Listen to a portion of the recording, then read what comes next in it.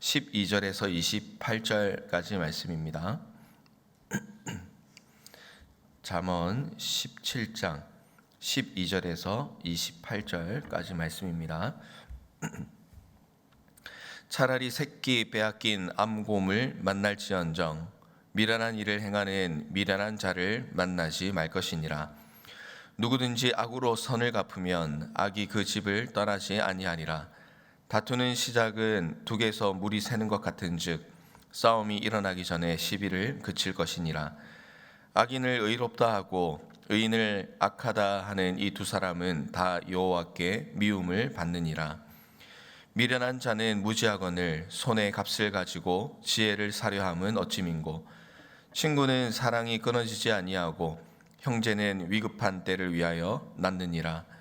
지혜 없는 자는 남의 손을 잡고 그의 이웃 앞에서 보증이 되느니라. 다툼을 좋아하는 자는 죄가를 좋아하는 자요 자기 문을 높이는 자는 파괴를 구하는 자니라. 마음이 굽은 자는 복을 얻지 못하고 혀가 패역한 자는 재앙에 빠지느니라. 미련한 자를 낳는 자는 근심을 당하나니 미련한 자의 아비는 낙이 없느니라. 마음의 즐거움은 양약이라도 심령의 근심은 뼈를 마르게 하느니라. 악인은 사람의 품에서 뇌물을 받고 재판을 굽게 하느니라. 지혜는 명철한 자 앞에 있거늘 미련한 자는 눈을 땅끝에 두느니라. 미련한 아들은 그 아비의 근심이 되고 그 어미의 고통이 되느니라.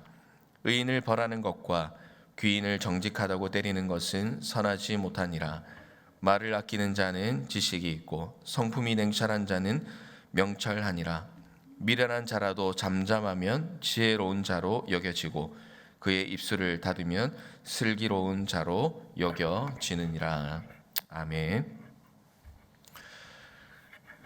오늘의 시대를 살아가면서 수많은 또 사건과 일들을 접하게 될 때가 있습니다. 그런 이제 뉴스와 또 그런 문제들을 이제 접하다 보면 이 세대를 살아가면서 참 분별하지 못하는 그런 사람들이 많다. 또 그런 사회가 되었다라는 생각을 해볼 때가 많이 있는 것 같습니다. 뭐 젠더 문제라든지 또 여러 가지 다른 사람에게 피해를 입히는 그런 이제 사회적 문제들을 보면서 우리가 참 분별력을 가지고 살아가는 것이 우리의 인생에 있어서 참 중요한 것이다라는 것을 깨달을 때가 많이 있습니다.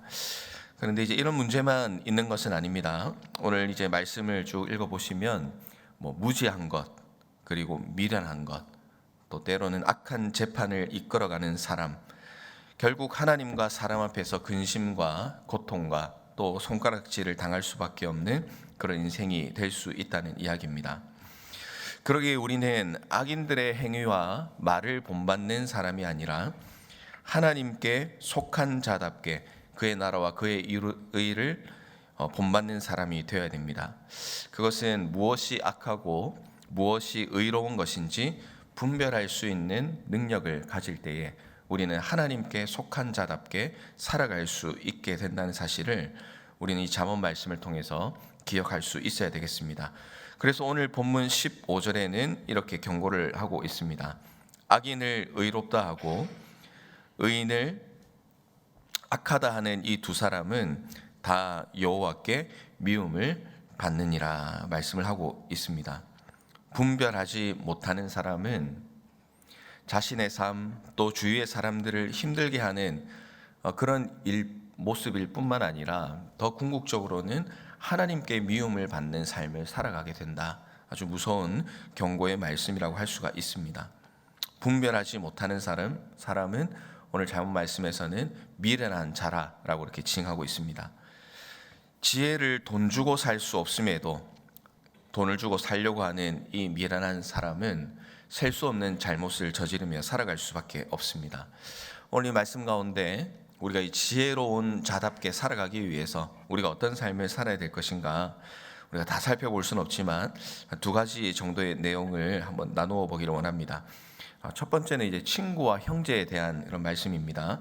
본문 17절 말씀은 이렇게 기록을 합니다. 친구는 사랑이 끊어지지 아니하고 형제는 위급한 때를 위하여 낳느니라. 표준 새 번역은 이렇게 번역을 하고 있습니다. 사랑이 언제나 끊어지지 않는 것이 친구이고 고난을 함께 나누도록 태어난 것이 혈육이다. 이렇게 이제 번역을 하고 있습니다. 친구와 혈육은 물리적으로는 다르게 구분을 할 수 있지만, 그러나 오늘 말씀 가운데 저는 형제와 같은 친구라고 좀 정의를 해보고 싶습니다. 본문 말씀에서 강조하는 것은 무엇입니까?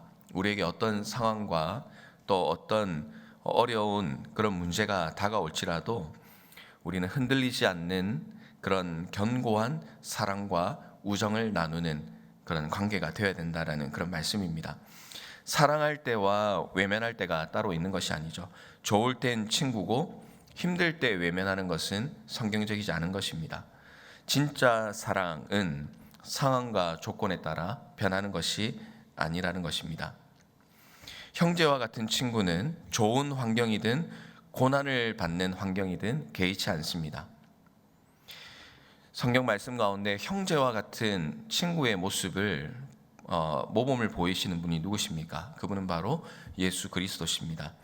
그분은 자신에게 나왔던 사람들이 어떤 환경에 있든지 또 그 사람들이 예수님 자신에게 얼마나 도움이 될 만한 사람인가 예수님은 따지거나 또 계산하시지 않습니다. 다가온 이들이 어떤 상황 가운데 있든지 그들을 친구로 대하셨고 또 특별히 그들이 도움을 요청하면 예수님께서는 즉각적으로 응답을 해주셨습니다. 예수님은 자신을 끝까지 따르겠다고 약속한 제자들이 뿔뿔이 흩어지는 것을 보셨습니다. 인간적으로는 실망할 수 있는 상황이었지만 예수님은 그것을 일일이 따지지 않으십니다. 잘하든 실수를 하든 개의치 않는 이유가 무엇이냐면 그것 한 번으로 인생이 끝나지 않기 때문에 그런 것입니다. 그래서 예수님은 그들을 끝까지 사랑하시고 또 그들을 향하여 눈물로 기도할 수 있으셨던 것입니다. 오늘 이 말씀의 부분을 대하면서 우리 자신의 모습을 한번 돌아봐야 되겠습니다. 하나님께서 우리에게 함께 하도록 허락해 주신 우리의 가정, 또 일터, 또 교회, 사회, 우리는 그곳에서 만나는 우리의 이웃들과 형제들을 어떤 마음으로 대하고 또 그들을 위해서 어떤 일들을 하고 있습니까? 혹시나 우리 가운데에 한번 실수한 일로 인해서 그들을 평생 부정적으로 바라보고 있진 않는지 한번 돌아봐야 되겠습니다. 좋은 환경일 때는 잘 지내다가 어려운 환경이 되면 나와 맞지 않다는 이유로 그들의 아픔을 외면하고 또 그들과 만남을 피하는 그런 모습이 있지는 않는지 돌아봐야 되겠습니다. 때로는 나를 곤란한 상황에 처하게 하였다고 하여서 그들을 용서하기보다는 2배, 3배의 안갚음으로 그들을 대하고 싶은 그런 정말 미련한 모습으로 내가 살아가고 있지는 않는지 또 돌아볼 필요가 있을 것 같습니다. 주님은 우리에게 말씀을 하고 있습니다. 조건을 보고 사랑하는 것이 아니라 일관된 사랑을 하라. 사랑뿐만 아니라 고난도 함께 질 수 있는 형제 같은 친구로 너희가 살아가야 되지 않겠느냐. 오늘 이 잠언 말씀 우리에게 권면해 주고 있는 것 같습니다.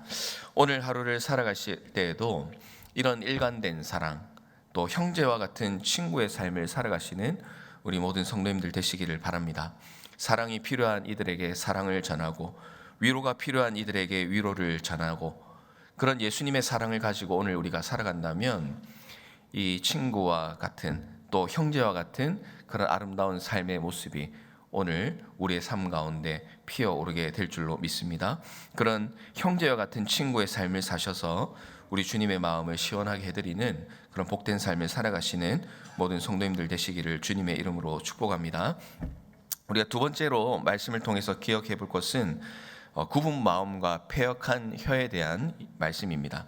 20절 말씀에 보시면 마음이 굽은 자는 복을 얻지 못하고 혀가 패역한 자는 재앙에 빠지느니라 말씀을 하고 있습니다. 표준 새 번역에는 이렇게 번역합니다. 마음이 삐뚤어진 사람은 복을 얻지 못하고 거짓말만 하는 혀를 가진 사람은 재앙에 빠진다. 여기서 굽은 자라는 말의 뜻은 삐뚤어진 사람을 의미합니다. 굽고 삐뚤어진 사람, 어떤 사람을 말하는 것일까요? 바로 하나님께서 주신 은혜를 기억하지 않고 하나님께 대하여 불평하는 삶을 살아가는 것을 말합니다. 그러니까 마음이 배배 꼬인 것을 말하는 것이죠. 매일매일 살아가는 삶 속에서 하나님 앞에 감사의 찬송을 드리지 못합니다. 마음에 불평이 있고 늘 문제를 부정적으로 보게 됩니다. 자신에게 잘못을 찾지 못하고 항상 다른 사람에게서 잘못을 찾는 데 급급한 것입니다. 하나님께서 이런 모습을 기뻐하실 리가 없습니다. 그렇기에 복을 받지 못한다 말씀을 하고 있는 것입니다. 그런데 이렇게 마음이 굽은 사람은 또 다른 특징이 있습니다. 바로 패역한 혀를 가지고 있는 것입니다. 거짓말하는 혀를 가지고 있습니다. 사람에게 있어서 마음을 감추는 것은 어려운 일입니다. 그래서 그 사람의 마음이 어떠한가를 알려면 결국 그 사람의 말을 들어볼 때 그 사람의 마음을 알게 되는 것입니다. 좋은 혀를 가진 사람은 좋은 말을 하지만 거짓된 혀와 마음을 가진 사람은 거짓된 말을 하게 되어 있습니다. 선한 마음을 가진 사람은 선한 말을 하지만 악한 마음을 가진 사람은 악독한 말이 나오게 되는 것입니다. 그래서 말씀은 분명하게 경고합니다. 거짓말하는 혀를 가진 사람은 재앙에 빠진다. 우리에게 이제 경고를 하고 있는 것이죠. 사랑하는 성도 여러분, 우리의 마음과 또 우리의 혀는 어떤지 한번 돌아봐야 되겠습니다. 마음과 혀는 연결되어 있습니다. 하나님의 자녀라면 우리의 마음이 굽었고 비뚤어져 있는지, 우리의 혀가 악독한 하고 패역한 그런 말을 내뱉고 있지 않는지 돌아봐야 됩니다. 마음이 비뚤어지고 거짓된 혀를 가진 자는 복을 얻지 못할 뿐만 아니라 오늘 말씀은 재앙에 빠지게 될 것이다 라고 경고하고 있습니다. 우리의 마음과 혀에 불평이 있습니까? 또 누군가를 속이는 그런 마음이 있진 않습니까? 때로는 뒤에서 다른 사람을 부정적으로 평가하고 깎아내리는 일에 내 혀를 사용하고 있진 않습니까? 하는 순간에는 우리의 마음이 시원할 수는 있지만 그 시원함이 곧 재앙으로 다가올 수 있다는 그 두려움을 오늘 말씀을 통해서 꼭 기억하시고, 혹시나 그런 마음과 또 그런 생각이 들 때마다 하나님의 말씀으로 우리의 마음을 다스리고 또 하나님 앞에 죄를 짓지 않는 그런 삶을 살아가기 위해서 오늘도 우리의 혀와 마음을 주님의 말씀으로 다스리며 살아가시는 우리 모든 성도님들 되시기를 주님의 이름으로 부탁을 드리겠습니다. 말씀을 정리합니다. 27절 말씀은 이렇게 말씀합니다. 말을 아끼는 자는 지식이 있고 성품이 냉철한 자는 명철하니라 기록을 하고 있습니다. 한 번 내뱉은 말은 주워 담을 수가 없습니다. 뿐만 아니라 그 말로 인한 상처는 치유되기가 더욱 어렵습니다.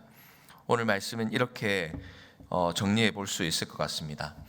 형제와 같은 친구로 살되 마음과 혀를 곧게 하도록 주의하자. 오늘 하루 이런 삶을 살아가시길 바랍니다. 형제와 같은 친구가 누구일까 찾는 것도 중요하지만 더 중요한 것은 내 자신이 형제와 같은 친구가 되기 위해서 그런 삶을 노력하며 살아갔으면 좋겠습니다. 마음과 혀를 굽은 곳에서 돌이켜서 곧은 곳으로 나아가십시오. 언행을 주의하여서 그리스도의 향기가 우리의 삶에 가득히 넘치길 바랍니다.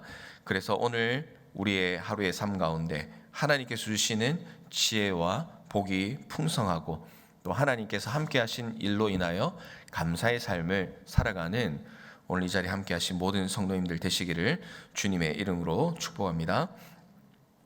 우리 말씀을 기억하면서 찬송 드리고 기도의 자리로 나아가겠습니다.